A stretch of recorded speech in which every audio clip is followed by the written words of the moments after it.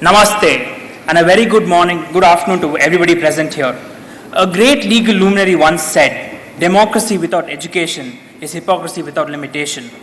This great legal luminary, crusader against black money and epitome of criminal jurisprudence, is present amongst us today and is none other than senior advocate and former Union Minister Shri Jethmalani.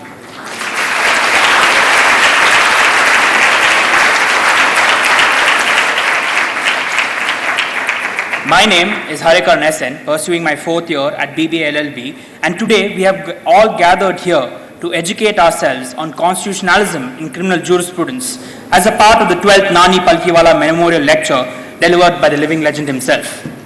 I now call upon Prasanna Sundar, 3rd year mechanical, to invoke the blessings of the Lord Almighty. I request everybody to please stand up.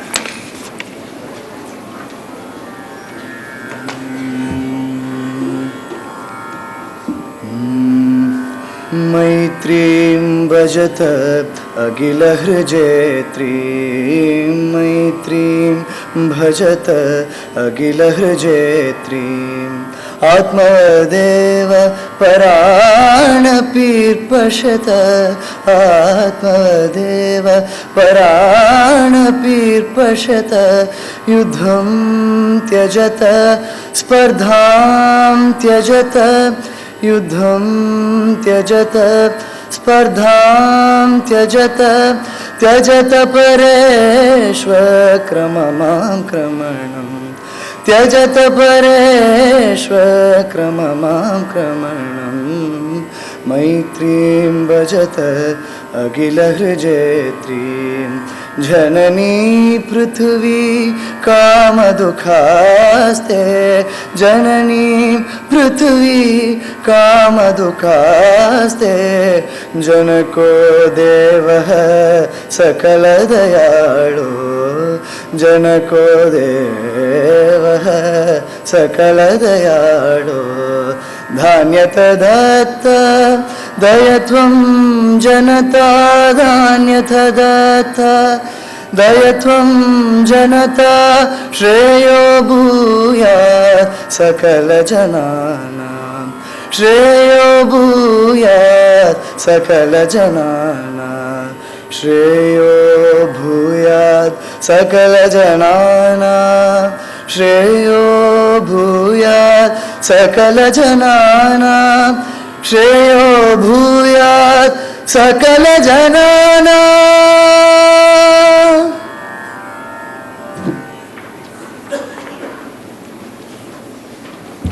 Thank you, Prasanna. Now I would like to call upon Amrut Bhargav, 4th year BA LLB, to present the welcome address.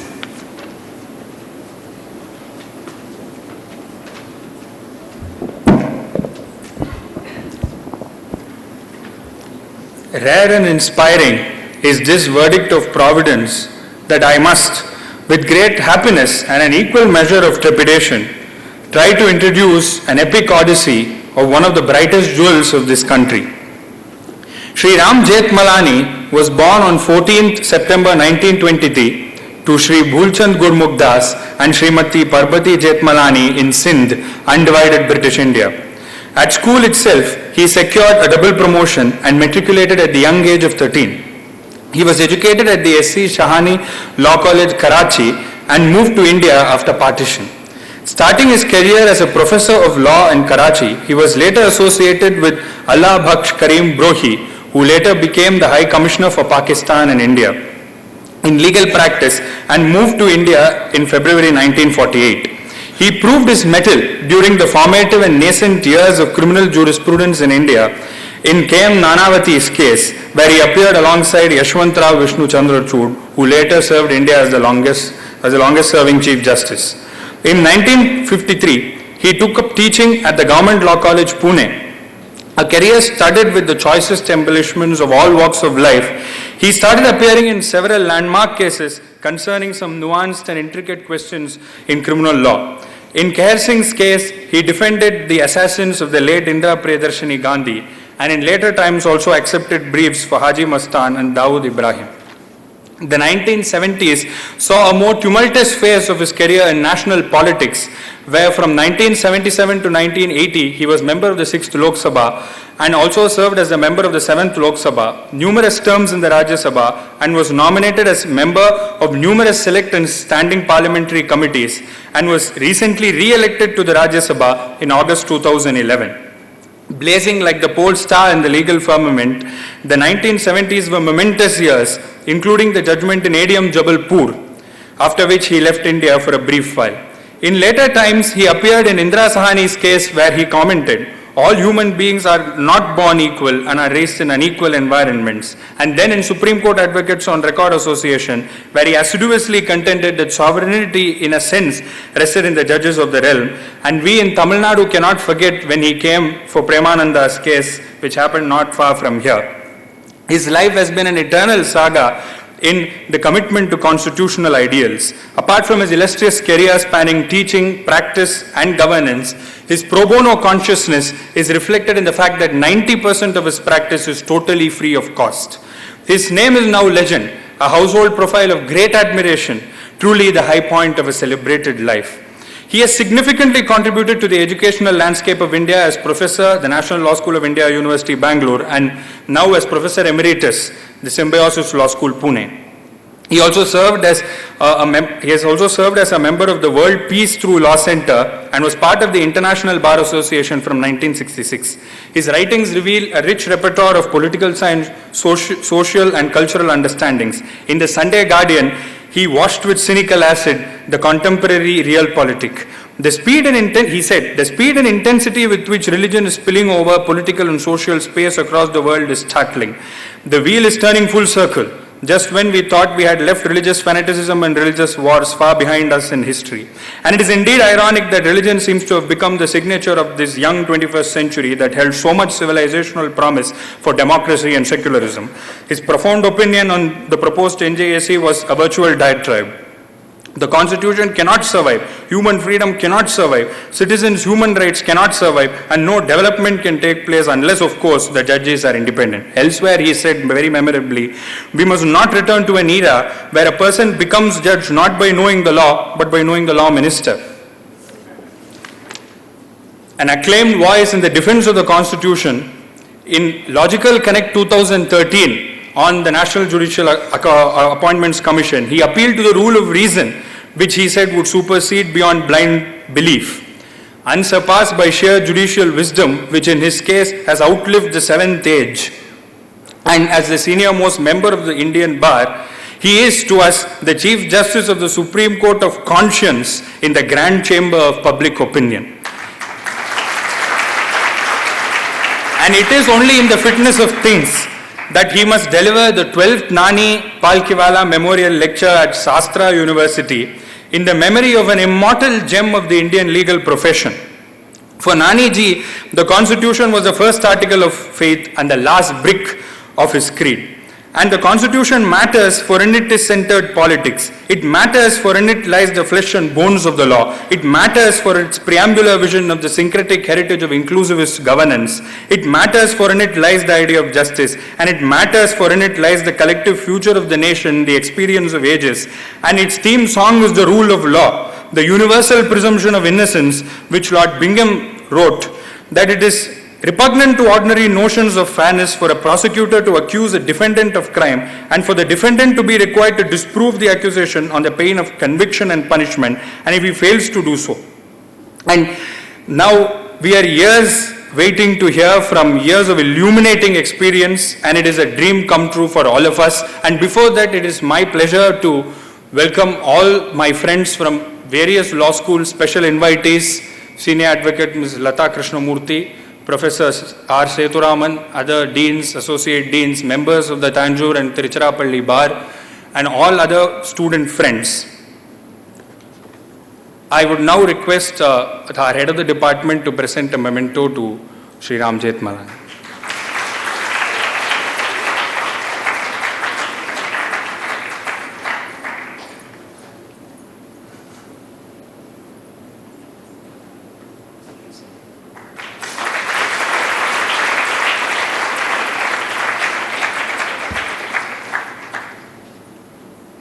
It is now time, ladies and gentlemen, for what we have all been anxiously waiting. It is indeed a great honor to call upon Senior Advocate and former Union Minister Shri Jethmalani to deliver the 12th Nani Palkhivala Memorial Lecture on Constitutionalism and criminal jurisprudence. Sir, on to you.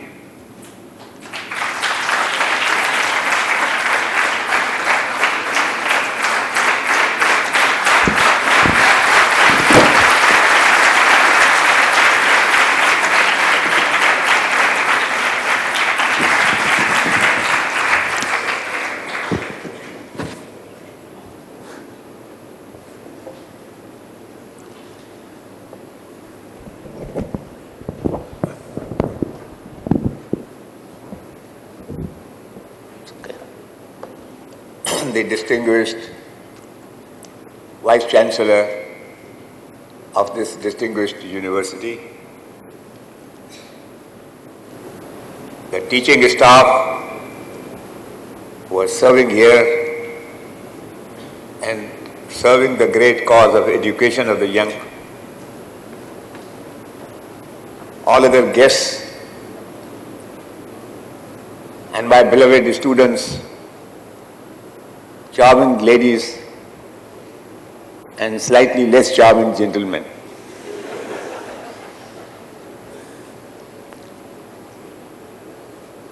Palkhivala was a great friend of mine, and we remained friends till the last day of his life. But I must tell you one habit of Palkhivala. He accepted invitations to go and speak, but never spoke about the subject assigned to him. He exercised what he called academic freedom, but then, not to be too disrespectful, he said a few words about the subject for which he had been invited. I don't follow him completely, but I must confess that I follow him substantially.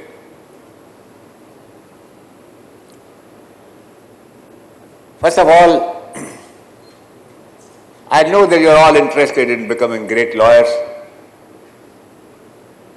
but I must tell you that I do not approve of lawyers who only know law. A lawyer who only knows law is a mason, a worker. What we need amongst the lawyers is that they have to be architects. And my friends, when I come to deliver any lecture, either in the classroom or this kind of a broadened classroom, I take into account that we need lawyers in the true sense of being architects of the nation, builders of the nation. Well, not that I am not going to speak about the subject, but first of all, let me tell you that Mr. Palkhivala made great contributions to the growth of our Constitution. But it is somewhat unfortunate that he was not a criminal lawyer, and therefore you will not find much of his influence in the development of criminal law. He was a constitutional lawyer, pure and simple, and his developments of the constitutional law are also wonderful. But I am afraid some of the developments of constitutional law in which you are interested, he had very little to say. He appeared, of course, during the emergency before the Supreme Court. I also appeared. I was the chairman of the Bar Council of India at that time, and there was a warrant out for my arrest issued by that great lady from the Gandhi family. the Bombay High Court had granted a stay of execution of that warrant, and I appeared before the Supreme Court certainly to oppose the emergency and to expose what it had done to India's constitution and democracy. But incidentally, the Bombay High Court had stayed my arrest, and I was carrying that order of stay of my arrest in my pocket, which had made me so irresponsible that there is not a great place in India where I did not go and said the foulest things that could be said about that lady who had imposed this emergency on India. But then it is a great tribute to the just judges of this country that 9 high courts had held that despite the emergency, courts are fully empowered to protect human liberty. And they were doing a wonderful job. It is against the judgments of these 9 high courts in India that the dictator took an appeal to the Supreme Court. And of course, I wanted to appear before the Supreme Court, so I asked one of the detainees. I could have appeared because I was myself a detainee. But I went as a lawyer. I remember when I opened my speech before the Supreme Court. So I said, my lords, you might think that I am appearing for this petitioner who has engaged me in this case. Doubtless true that he has. But please don't remain under that superstition. I am appearing for the millions of detainees who are rotting in India's jails, and their only protection is the judiciary. And the judges in the high courts have so far protected them valiantly. And this is an appeal brought to your lordships so that you should destroy the conscience of the judges and convert them into slaves. So, the Chief Justice Ray almost jumped out of his chair. He said, Mr. Jethmalani, did you really say that? I said, yes, my lord, I not only said it, but I now wish to remind you of something which is not meant for 4 other judges, but only for you. There was a judge in Ghana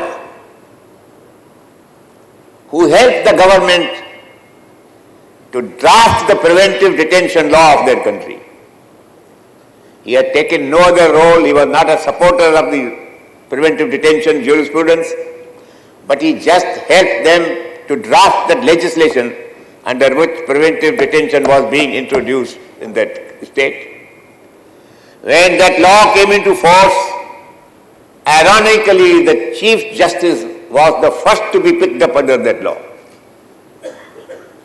And nobody heard of what happened to the Chief Justice for the next 2 years until there was a cryptic announcement in the press that the Chief Justice died of natural causes.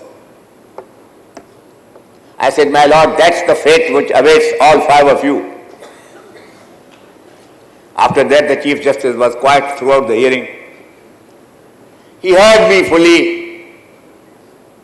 And when I was concluding my speech to the judges, I said, my lord, Indian democracy is yet not dead. I agree that it is in the coffin. But I hope that it will not die. And I am here to see that it does not die. Well, I stopped at some place after 5 minutes. You know what happened then. By a majority of 4-1, all the 9 high courts were set aside, And the Supreme Court delivered the most disastrous and scandalous judgment ever known to judicial history. That one great judge redeemed the honor of Indian judiciary, Justice, you know that great judge, for whom an article appeared in the New York Times that here is a judge who deserves the gratitude of posterity in India, and he deserves the admiration of every freedom-loving citizen of the world. And I hope the free world will build a monument to the memory of this great judge. My friends, a time might come in your history too, in your life too, that you might meet the kind of situation that I had seen in that vicious year of 1975. It can happen again. Democracy is still in danger, and that is why I do not, like Mr. Palkhivala, stick to the subject assigned to me, but the most grave necessities of the time. You lawyers, you young lawyers particularly, must brace yourself for becoming the defenders of India's democracy. And I assure you that democracy is as much in danger today as it was in the year 1975. And I still see signs of it happening. That what is happening is that more and more vicious laws are being enacted in the name of sustaining the rule of law. But the real purpose of those laws is to take away the human rights of every citizen and to prevent the exposure of the corrupt and the corruption, and to see that somehow they get along with their vicious designs on the human beings who call themselves citizens of this unfortunate country. My friends, those of you who have read some history must have known that there is a period in human history called the Dark Ages of the world. It is said that these Dark Ages existed in Europe and therefore the world, because Europe was the world at that time, from about the 6th century to the 14th century. And how was this age, how was this calculation done? The calculation was that the rule of the Romans and the Greeks had come to an end. The rule of antiquity had come to an end, and some other rule had come to be imposed. And that came from whom? Came from the Christian powers and Christianity too. But my friends, ultimately the bad name given to Christianity, to this age, the Dark Ages of Europe, was given by the Protestant movement, because they thought that all the fault was done by the Christians, by the Catholics. And I must say, and that is, I am very anxious to say to you, I hope there are some Muslim students sitting here. I hope even if they are not here, I hope somebody will report to them what I am saying about the Dark Ages. The Dark Ages of history is that period which produced Islam. My friends, I am a Hindu, but I am a great admirer of the Prophet of Islam. I admire him because I have a rational attitude to all religion. My attitude to religion is that ultimately religion must surrender to science. And try to find in every religion an attachment to this great principle of my own existence. And I find that there is no other prophet in any religion, including Hinduism, who said what the Prophet of Islam said. And if there are any Muslim students present, please go back home and tell everybody what Jethmalani said about the Prophet of Islam. He is the one prophet who told his followers that when you walk in the path of knowledge, when you walk in search of knowledge, you are walking in the path of God. He is the one prophet who added another corollary to this great theorem of his, that the ink of the scholar, mind you, you are all scholars here, and I am telling you the tribute of the Prophet of Islam. The ink of the scholar, he said, is holier than the blood of a martyr. And while historians, Christians and others are writing about the dark ages of history, it is a match going on between Catholics and perhaps the Jews and some others, but everybody has forgotten what the Prophet of Islam did. And my friends, I am so tempted to share a few minutes with you about what happened while the Muslims were following the Prophet's teaching. Muslims became the rulers of the world. They went and conquered even Spain. To cut things short, there was a Muslim scholar who was invited by the Khalifa to go and live in his palace. He declined the invitation. He said, "No sir, I can't come." So the Khalifa insisted that, "Why? I give you all facilities for your study. I will not interfere with anything that you do or say or write. But tell me the reason if you are not coming. Why not?" Do you know the reason that he gave? The reason he gave is, "Sir, if I shift to your palace, I require 400 camels to transport my library. And today I have been taken to the library of this college of yours. And I am very proud of this college and I am proud of those who collected this library. But this great scholar of Islam refused to go and live in the royal palace because he didn't want to shift his 400 camels worth library and he wanted to be with his own books." And to cut this story short, for 13 centuries, Islam spread education because they were following the teaching of the Prophet. In the 13th century, Islam got a mad Khalifa. Burn all books except the Quran. So all those books which required 400 camels at one time had to disappear.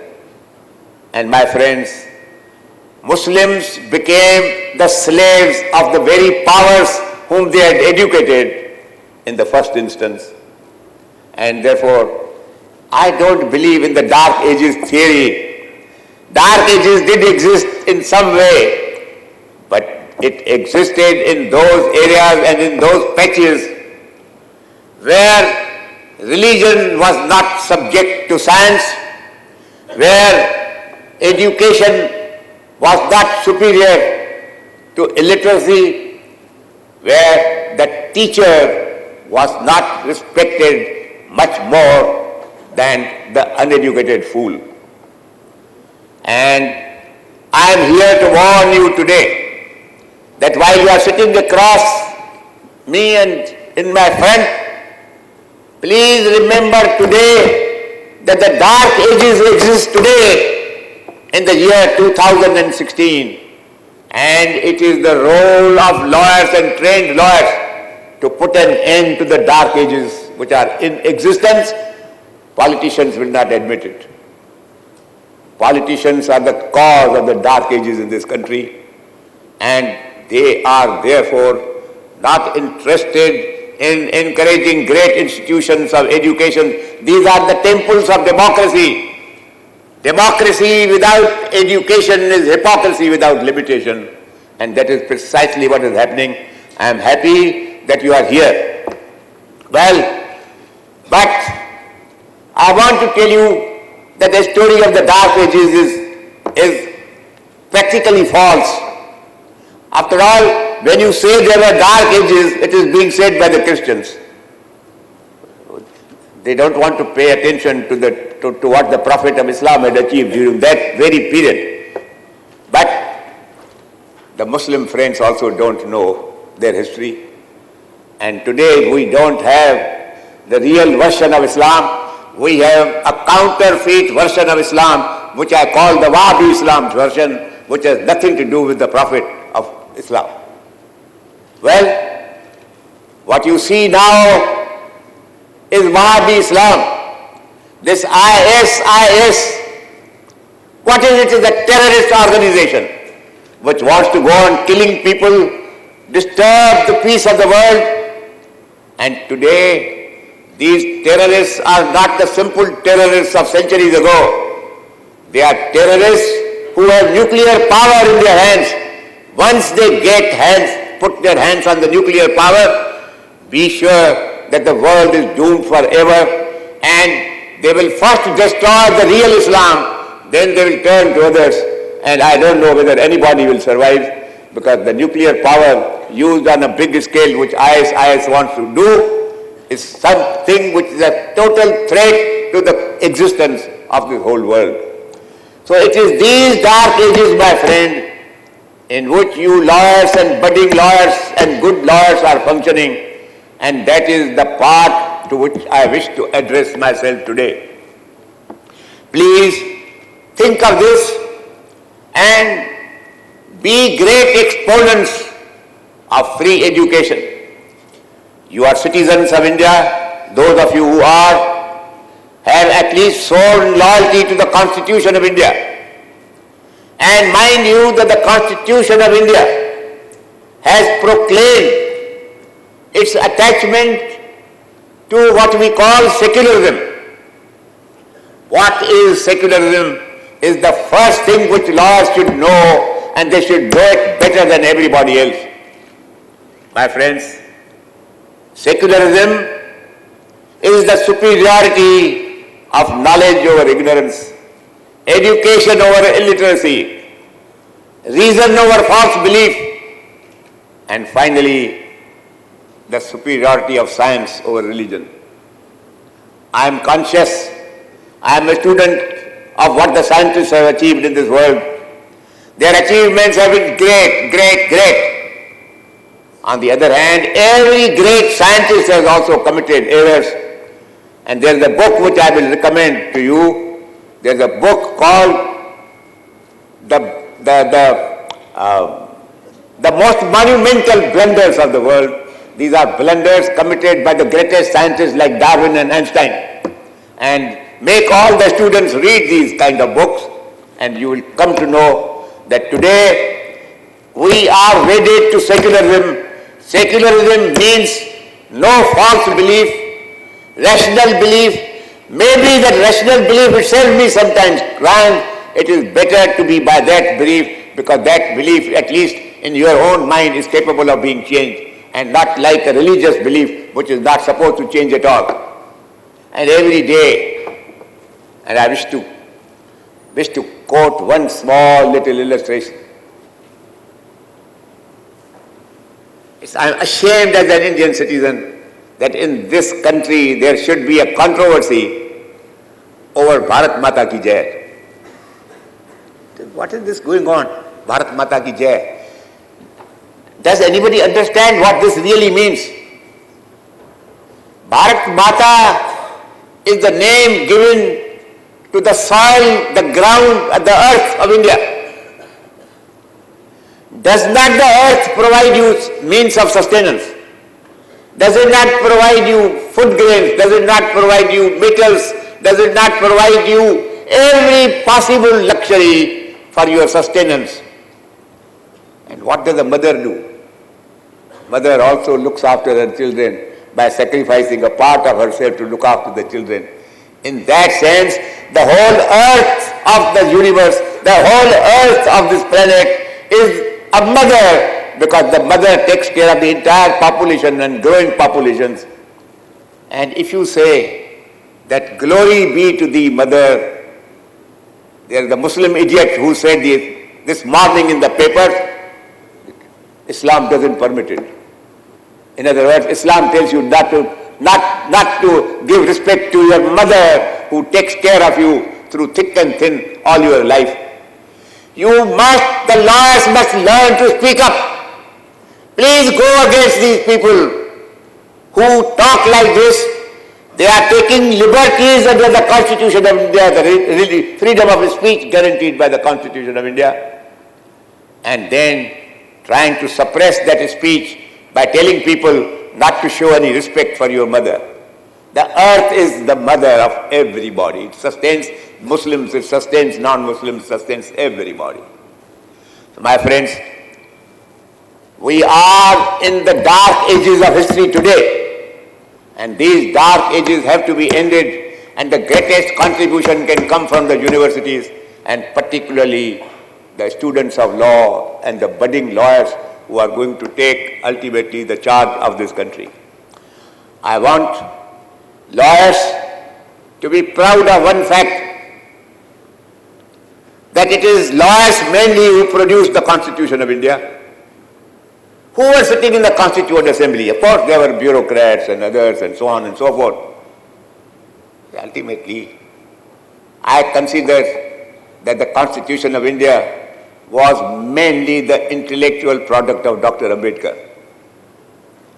The kind of document that he has produced is a document of which everyone should be proud.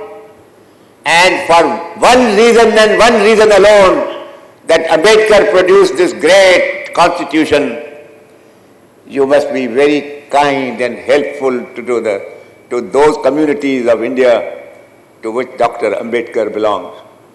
And please see that there is no rivalry between the two. The politicians are out to exploit even that, and they will not allow you to do justice to the memory of the great, great constitutional lawyer, a constitutional author, and a person who literally is responsible for 90% of the work on the Constitution of India.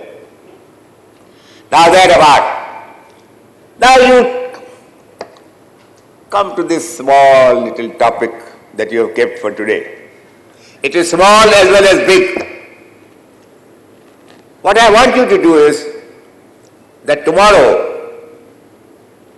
one of your guests is going to be Mr. Datta, right? He is going to speak to you. What is the subject that you have assigned to him? Palkhivala and the Constitution. Oh, Palkhivala's contribution. Oh.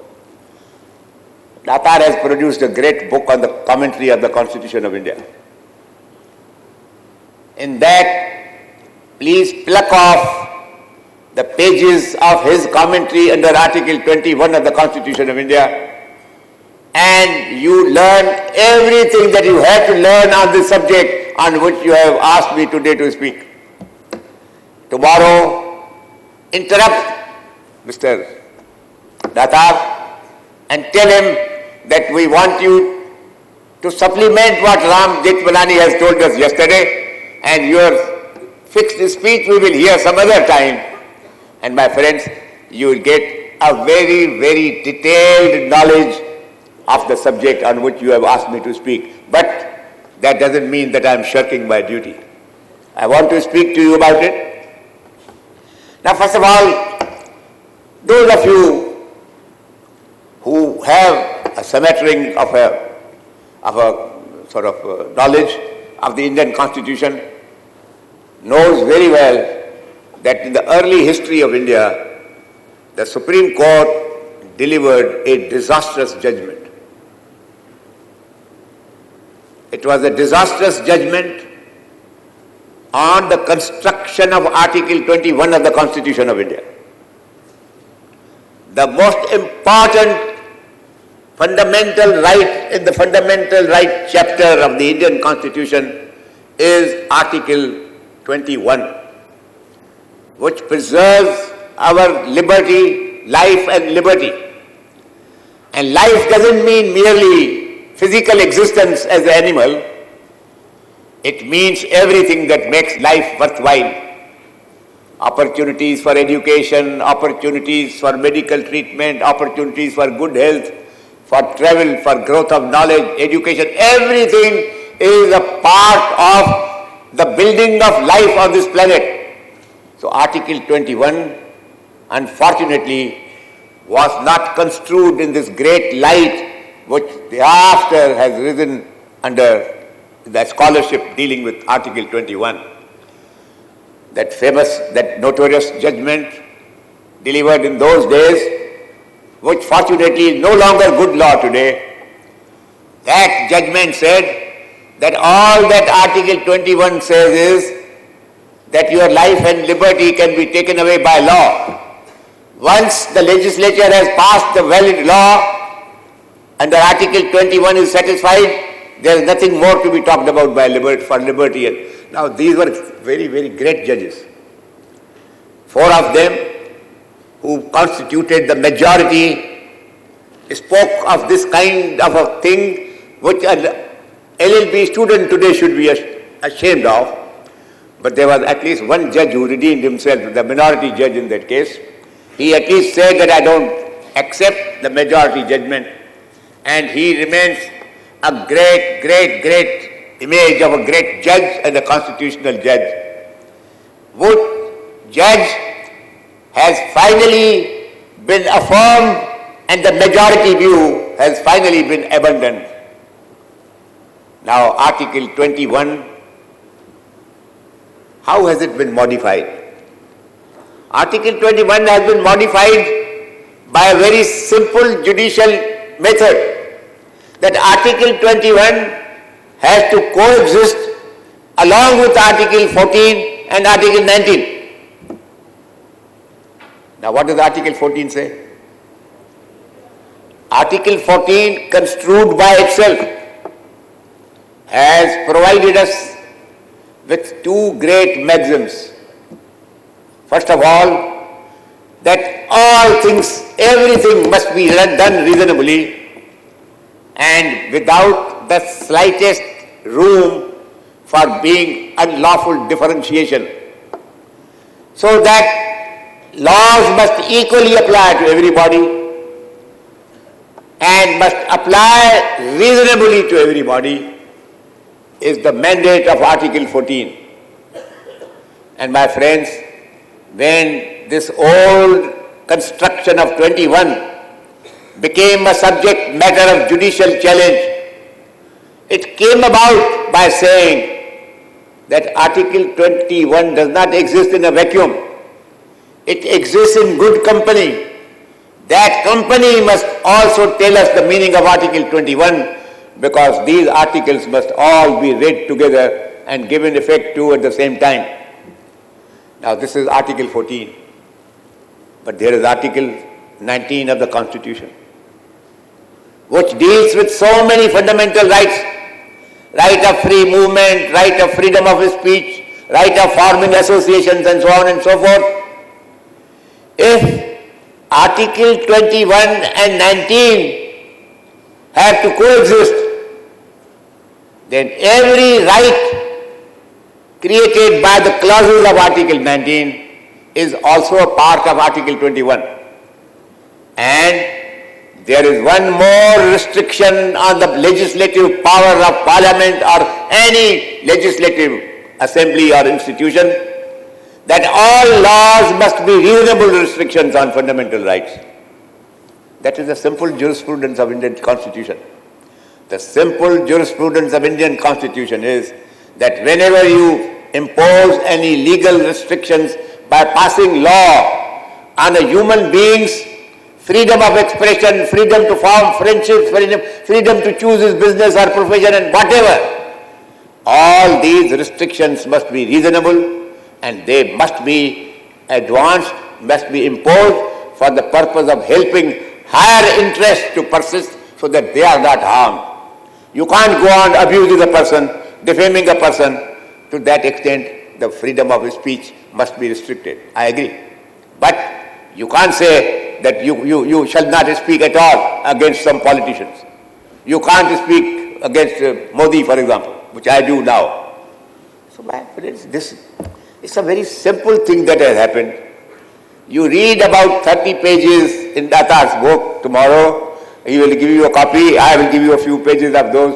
They trace the history from judgment to judgment, how Article 14 was brought into 19, then Article 19 was brought into Article 21, and then the unity of these three articles has then come to one final conclusion, that all restrictions must be reasonable. If they are not reasonable, it does not matter that Parliament has imposed them by law. In that sense, Article 21 is satisfied, but Article 21 has other content which it borrows from its neighbors. So my friends, now let me give you an illustration. These days, the investigations are criminal investigations, particularly in very serious crimes, which are a great danger to society. Parliament, also consisting of some ignorant politicians who know nothing more than anything, and any good lawyer, they are passing laws. Now, one law that was passed is called the National Investigation Act. I think it's a law which was passed after 2000. Now it is in force. Now this law contains two provisions. Restriction on bail. Virtually the law has now been changed that court, before it grants bail, must be satisfied that this man is not going to be convicted. Bail becomes useless. Then what does the judge do after a man is charge sheeted and he is brought in custody? You don't give him bail. If you give him bail, you are holding that he is not guilty at that stage. So there must be something wrong with this kind of a law, and that is precisely the change which has taken place.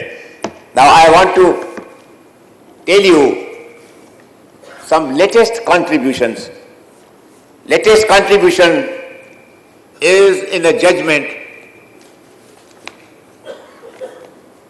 It's a famous case of Arup Bhuyan, decided in 2011.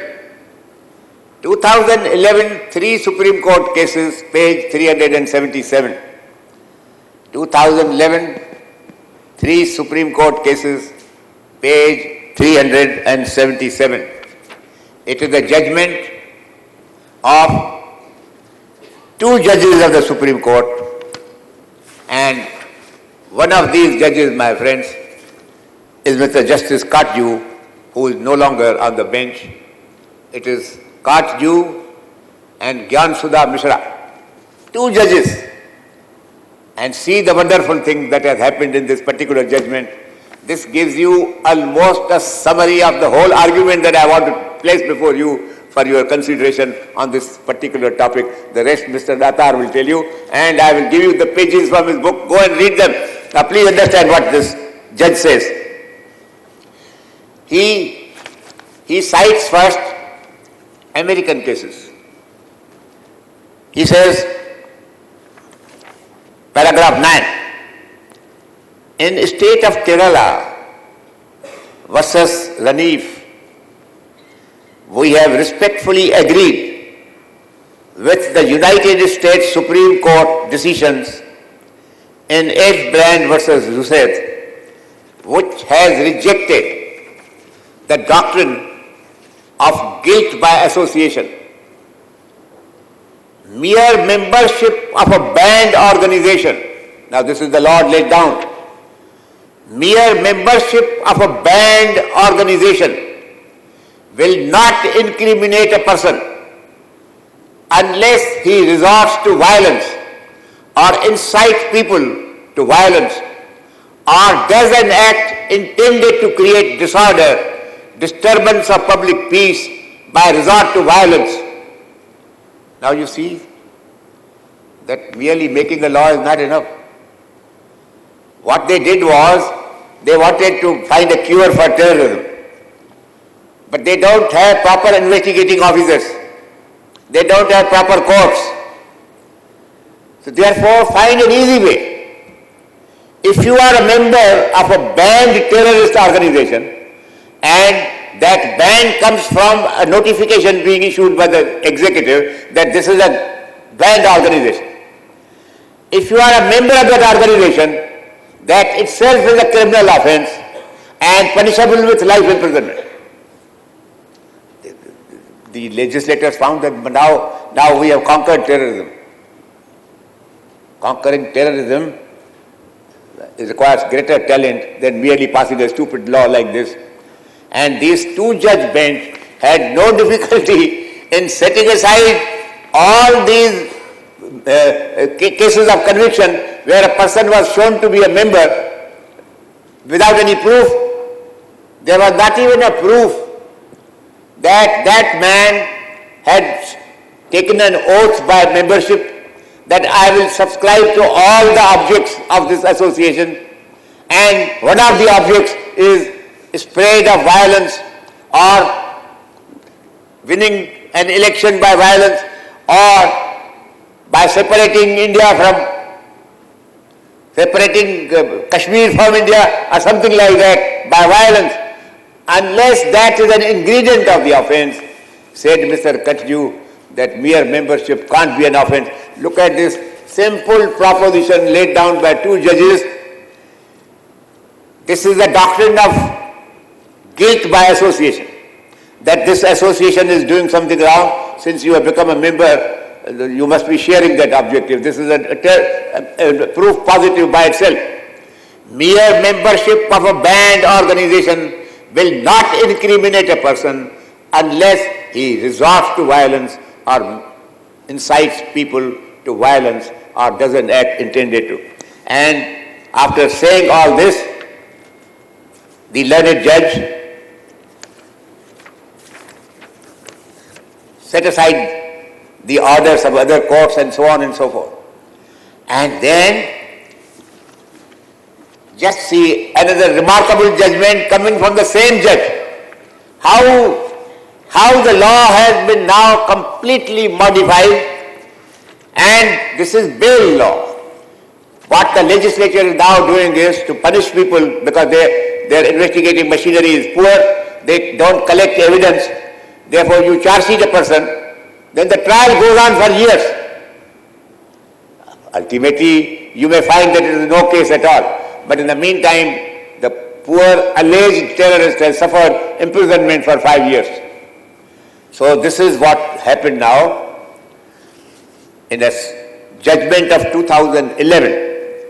2011, 1 SCC 784, the state of Kerala versus Ranif. Now, again, this same brilliant judge says,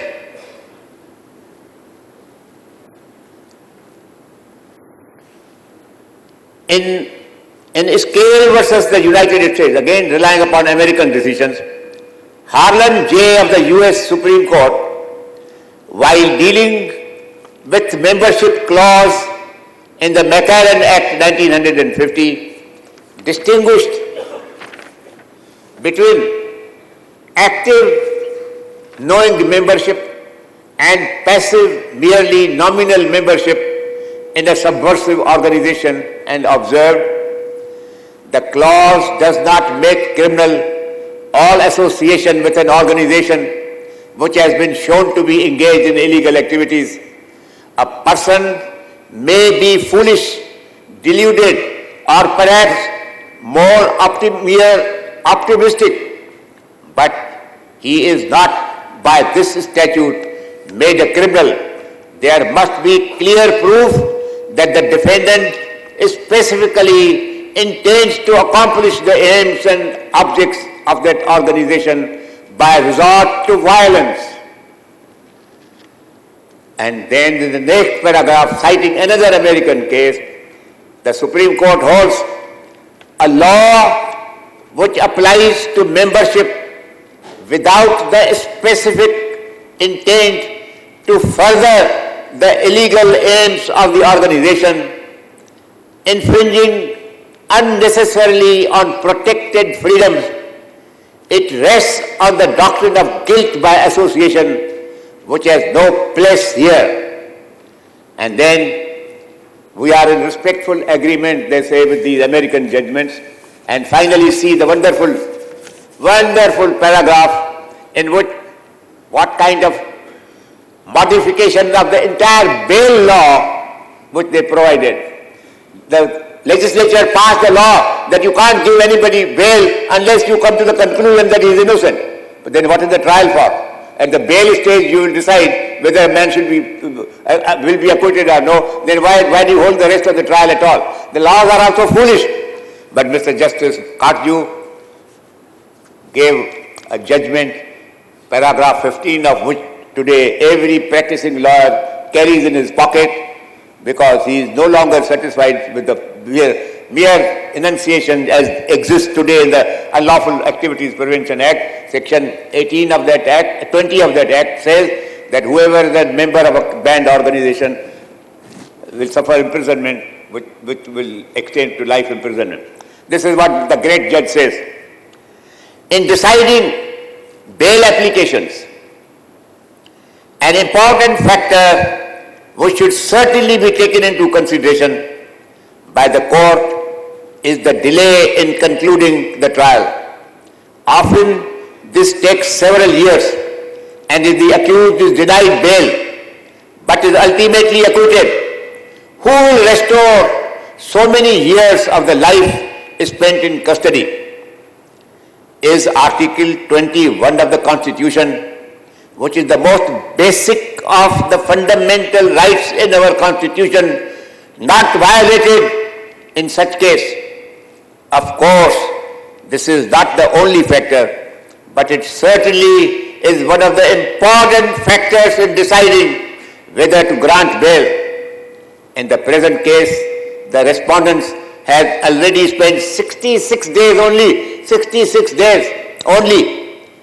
and he must be granted bail, because who will then compensate him finally if he is acquitted? Now, this is common sense applied to the construction of laws which are being passed by Parliament. And I must tell you frankly that I am appearing in the Delhi High Court currently for an accused who is a Kashmiri Muslim. He is accused number 1 in the case, but he is a practicing lawyer, and he has been charged with collecting money on one occasion from some people. The prosecution says that they are terrorists. There is no evidence. For 5 years, only 27 witnesses have been examined in the case. 119 are still to be examined in the case, which means that the whole trial will take at least 15 years. For 15 years this man will remain in custody, and Katju says 66 days this man has remained in custody in spite of all your stupid laws. He will be released on bail. This is the role of the judiciary. This is the rule of the gallant bar of this country, and that is how you will serve democracy, and you will serve humanity, and serve incidentally yourself. And my friends, one more judgment and I have finished. Today, please understand, the law is very simple. The law is that don't deal with Article 21 in isolation. Article 21 also takes added color, which color is not clear from its own words, but it is clear from the words which are associated with it. They exist in the same document, Article 14 and Article 19. That all restrictions have to be reasonable, and these are unreasonable restrictions. And my friends, in the particular case which I told you I am arguing for a Kashmiri advocate practicing. He is supposed to be a member of the Hizbul Mujahideen, which is a banned organization. There is no evidence of his being a member also, but that apart, that I don't know when the turn will come, because 119 witnesses have to be examined. I will be able to establish that he is not a member. But even if he is a member, says Katju, you must allege and prove that he is guilty of inciting violence or terrorism. of which there is no evidence at all, and the judges have postponed the hearing. I argued that matter last week. The judges have postponed it and told the Home Minister that please report to us whether you will consent to bail or no. And I'm sure that movement is going on. Next hearing, inshallah, the prosecutor will have the sense to come and tell the court that, sir, this innocent advocate has done nothing and he should be released on bail. But this is the latest development in the law created by judges who know their jurisprudence, who know the spirit of India's constitution. And my friends, once again,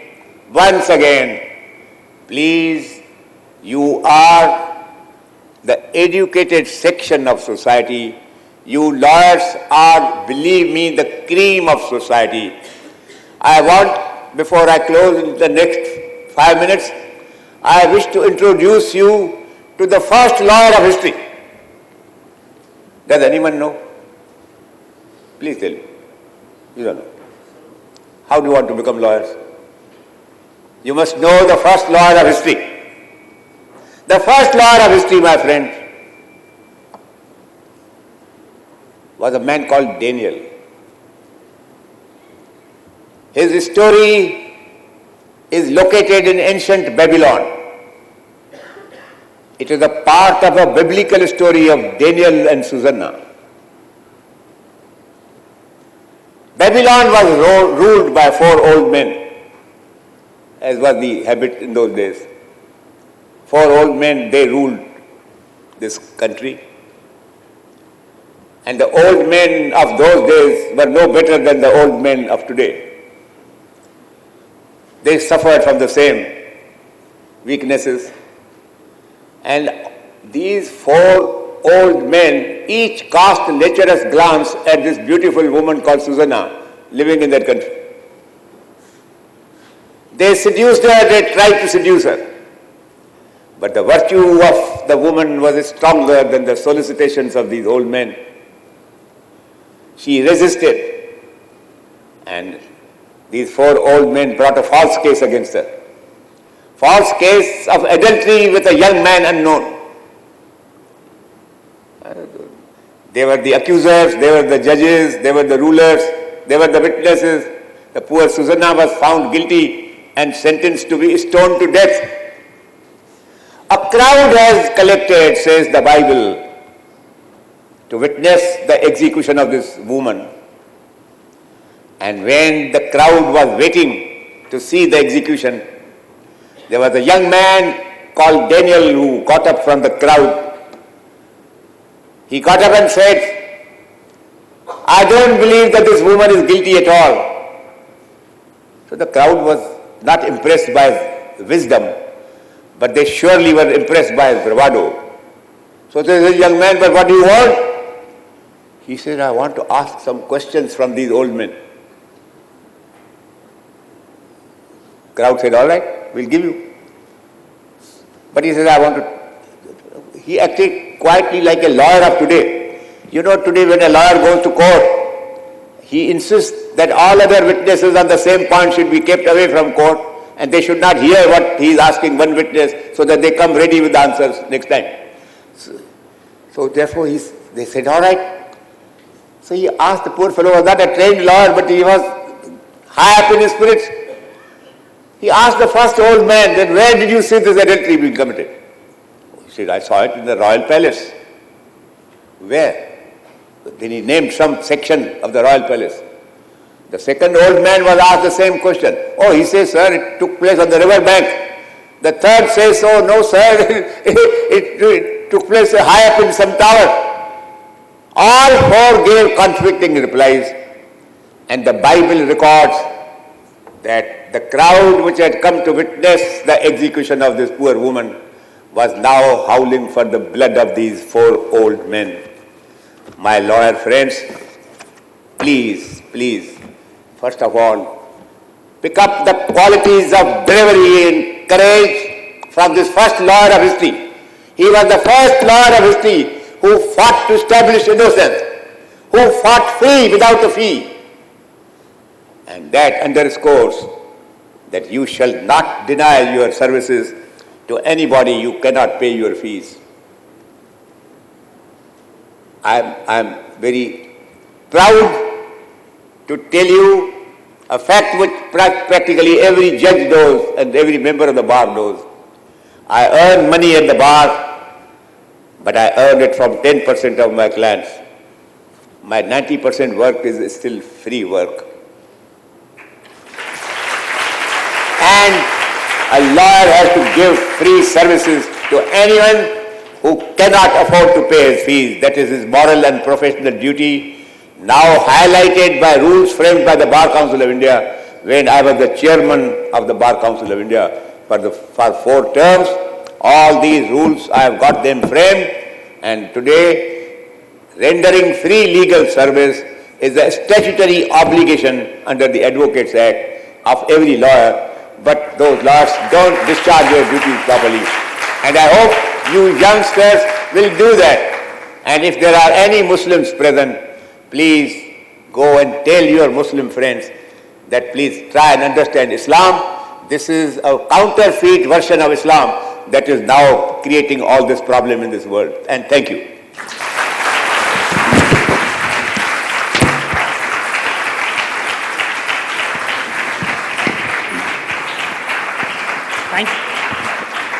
Thank you very much, sir, for your inspirational speech.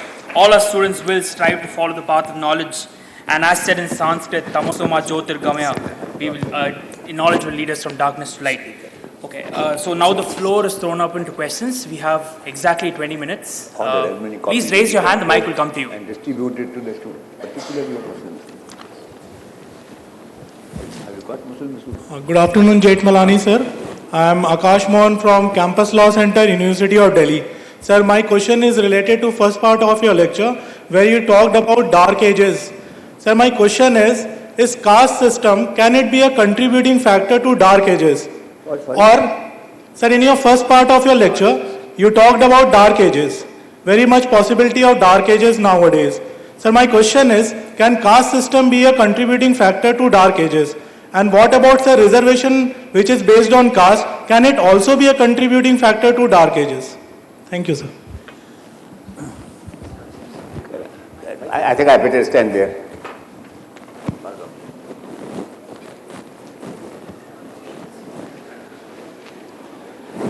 But I believe that there is a lot of misunderstanding about caste and the theory of reservation for caste. You see, reservation is an exception to the rule of equality.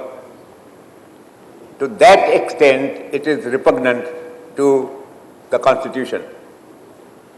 But it has been saved expressly by our Constitution because equality means that those people have been treated equally in history. The castes, which we call the scheduled castes, are those who have suffered humiliation, denial of education for centuries, and so much so that the conclusion that has been reached by the Constituent Assembly is that their mental faculties have been so seriously depreciated that they cannot be expected to compete on terms of equality with those who have not gone through this historical system of injustice. So reservations are a justification, and the justification is perfectly sound justification. After all, they produced Dr. Ambedkar, and ultimately, after having used Ambedkar, I'm sorry to say that I'm a critic of most of the things that have been done by the government. They used Dr. Ambedkar so much. Having used him, they almost, they proved so ungrateful to that man. After 2.5 years, that man went and embraced Buddhism. He became a Buddhist. But I don't believe that there has been a greater jurist than Dr. Ambedkar himself. But it it is again, it's a phenomena of history which you can't explain.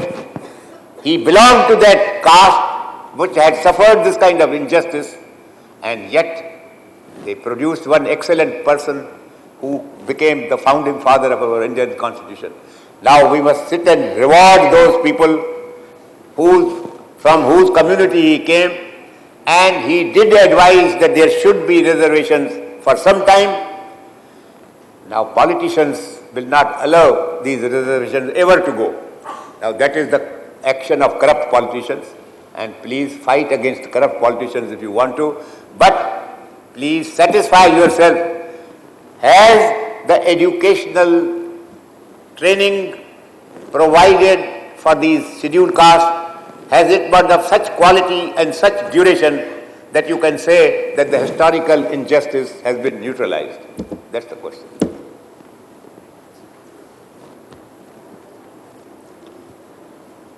Excuse me, sir.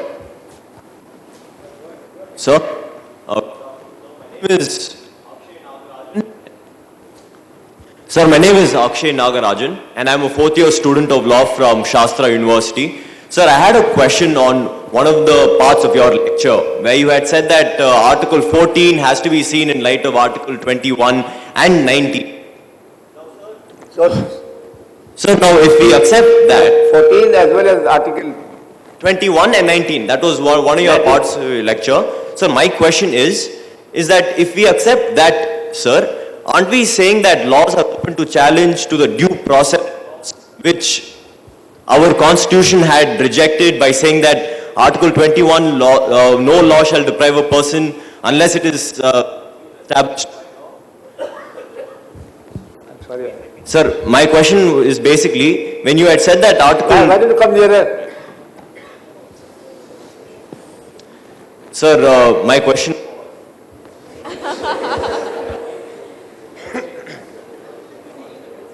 अरे आओ भाई, क्या तकलीफ होता है तुमको? नौजवान हो. Sir, my question was, when you had said that Article 21 has to be read in light of Article 19 and 14, aren't we now accepting that laws are open to challenge to the due process clause, which was rejected by our Constitution? No, beta, the Constitution never rejected anything. Constitution created these articles. It is judicial interpretation given by a majority of judges. There was even then one single judge who dissented from the majority, and that single judge has now become the majority of view. So these are changes due to the law of precedence.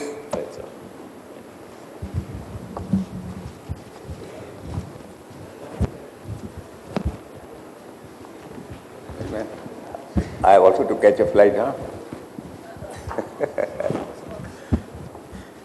Good evening, sir. I'm Subik.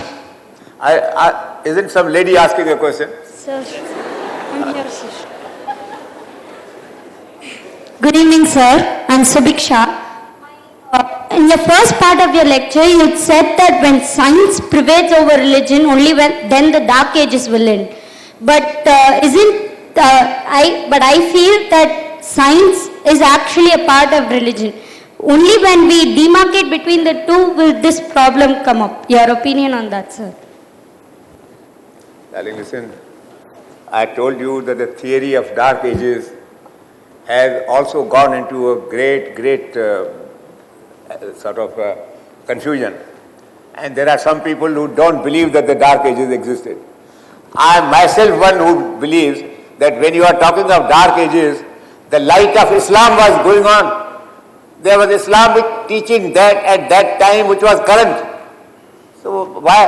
And when the protesters came, they said that this was a case of Catholic crime, Catholic corruption. So it has got mixed up with some religious animosities and so on and so forth. You forget it. Darkness exists today.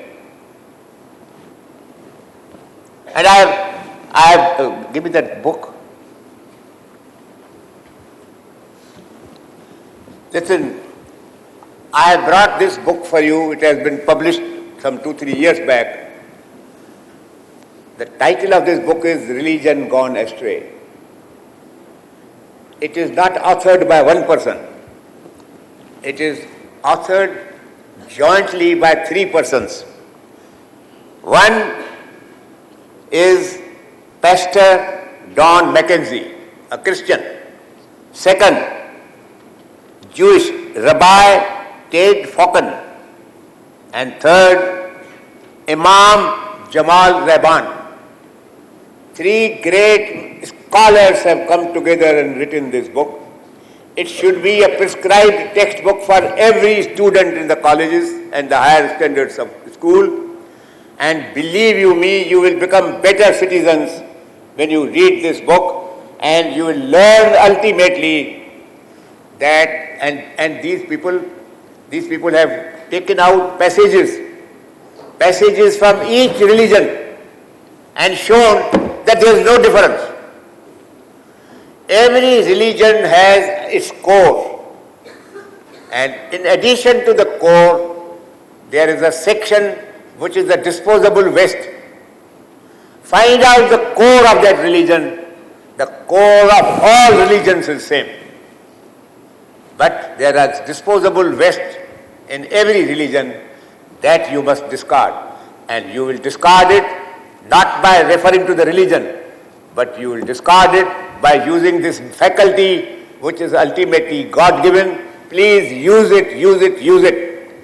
And I am known, as I told you, I am a great respecter of the Prophet of Islam. But did the Prophet of Islam know that the earth revolves around the sun? No prophet knew. What I am talking about, they were also ignorant people, but they were better. And please, I am leaving this book, and I hope you will see to it that every student gets it. Have I your last question? But I have to catch a flight now. Good afternoon, Jethmalani, sir. Firstly, it's an honor to be in your presence. Sir, my question is that you had spoken briefly about result of wrong judgments, sometimes how judges can give alternative judgments to what opinion is public opinion. So do you think that we as law students who in today's world do have an opportunity to reach that post through the judicial exam, do you think it is advisable for us to take that step without any prior or maybe lack of advocacy experience to reach that post? But never, never, never. And I don't like advocates of 1 year and 2 year practice being appointed judges, that's for sure. Judges have to be of a much more mature understanding and great knowledge. And ultimately, even judges are human. And some of them wrongly escape through the fetters for appointment of good judges.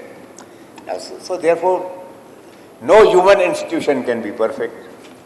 In comparison to all other departments of public life, I still maintain and I can swear that our judges are the best. And thank you, and be sure that if I am invited again, I am glad to come. All right?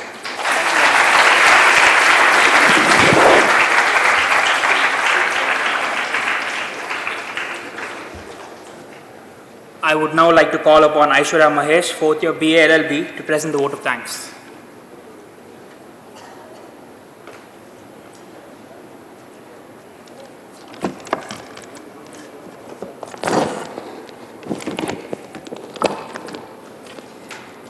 Good evening, everybody. A brilliant lawyer, an author, a politician, a flamboyant person, India is one of India's most sharpest legal minds. Jethmalani sir is this and much more, and we all know that. His achievements stand tall and are indeed awe-inspiring.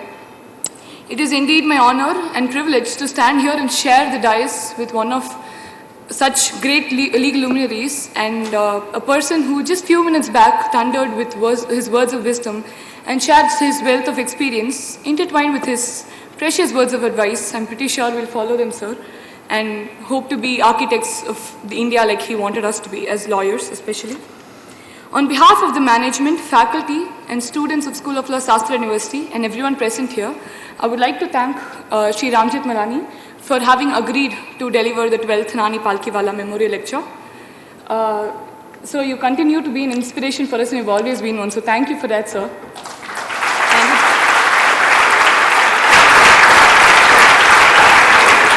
I would also like to convey my deep sense of regard and heartfelt gratitude to the Sastra family, our Vice Chancellor Professor R. Sethuraman, our Registrar Dr. G. Balachandran, Dean Planning and Development Dr. S. Vaidya Subramaniam, and our beloved Head of the Department Dr. P. Ravishekhar Raju, because it's their unceasing interest and initiatives that have helped us in getting such a holistic educational experience here in Sastra. My sincere thanks to the faculty, School of Law, Sastra University, and all the students here for their unrelenting support. Also, I would like to thank all the special invitees here for their Justice S. Nangamuthu, Lata Krishnamurthy ma'am, and all the other special invitees here today for gracing us with their presence. I would also like to thank the Civil and Electrical Maintenance Department for the arrangements, and thank you all for having made this day possible. It's truly memorable, and thanks a lot.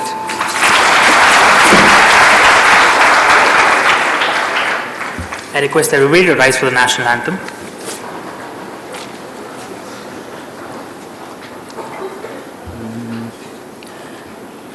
जनगण मन अधिनायक जय हे भारत भाग्य विधाता पंजाब सिंध गुजरात मराठा द्राविड़ उत्कल बंगा विंध्य हिमाचल यमुना गंगा उच्चल झलति तरंगा तव शुभ नामे जागे तव शुभ आशीष मांगे गाहे तव जय गाथा जन गण मंगलदायक जय हे भारत भाग्य विधाता जय हे जय हे जय हे जय जय जय जय